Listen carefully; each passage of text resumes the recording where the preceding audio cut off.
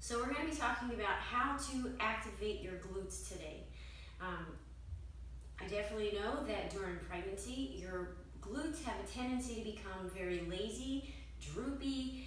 They kind of disappear as that belly gets bigger, because what happens is your pelvis starts to tilt forward more, which causes those glutes to shut off a little more and become lazy.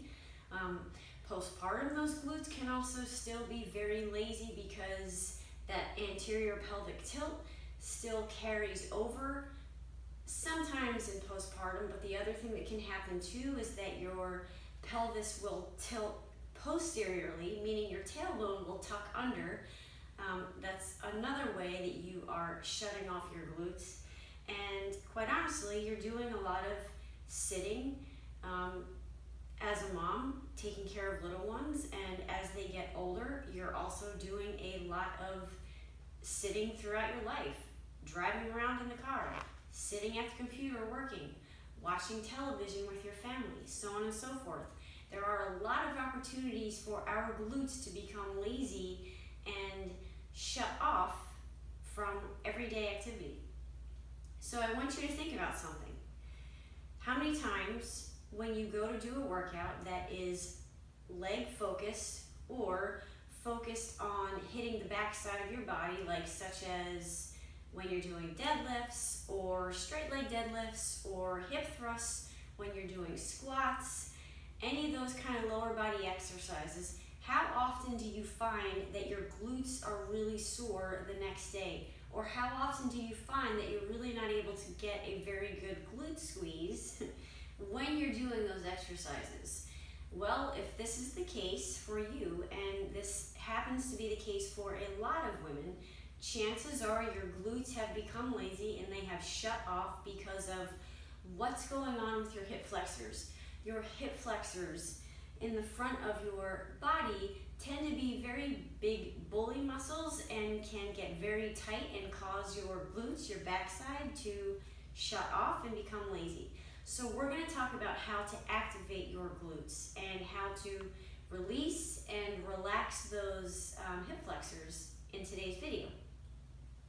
So first thing you always want to keep in mind when you go to activate any muscle is that you have to do some sort of release work ahead of time, and vice versa. You can't just do any activation work without shutting off those areas in your body that are very tight. You can't do any sort of release work without activating those other muscles that are lagging behind, because then the same thing will just keep happening over and over again. So we're going to talk about how to relax your hip flexor muscles using a foam roller. Now there are varying densities of foam rollers, because when you're doing this, I don't want this to be excruciatingly painful for you or like you're going to burst into tears. I want it to feel slightly uncomfortable, but not so painful that you can't do it, okay? So if you need to get a foam roller that is softer and squishier, go ahead and do so, all right? So we're going to talk about how to release your hip flexors with your foam roller. So you're going to take your foam roller, you're going to get on top of that foam roller and come at it at a diagonal. So you're not completely square with the floor. You are on a slight diagonal and you are right underneath that hip bone, so we're hitting one of your big hip flexor muscles, your TFL. So after you find that spot right under your hip flexor, you're going to roll up and down right in that pocket. Think the pocket of your pants. You're going to roll in that area and look for any places of tenderness, any knots, any bumps, and just take your time going up and down. Now, while you're doing this, you should be able to be carrying on a conversation with me. You shouldn't be struggling through this. You shouldn't be breathless. It should be slightly uncomfortable, but you should be able to carry on a normal conversation. The next thing is, when you find any knotted areas, any lumps or bumps, any place that is extra tender, I want you to stop. apply some light pressure on it. You're gonna stay in that area for about 30 to 45 seconds or until you feel a release, and then move on, okay? And you're going to do this about 1 to 2 minutes per leg.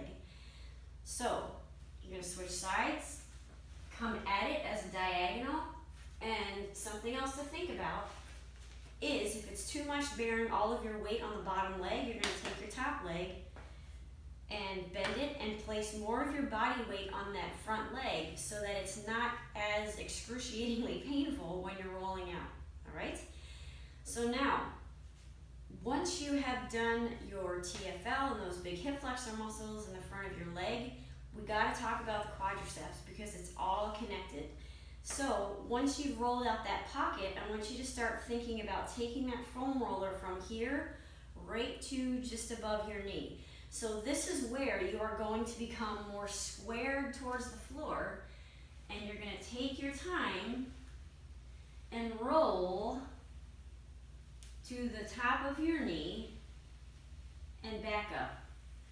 Again, spending about 1 to 2 minutes per leg. So this is the first part of our video sequence for today, and it is doing some release work for your tight hip flexor muscles first.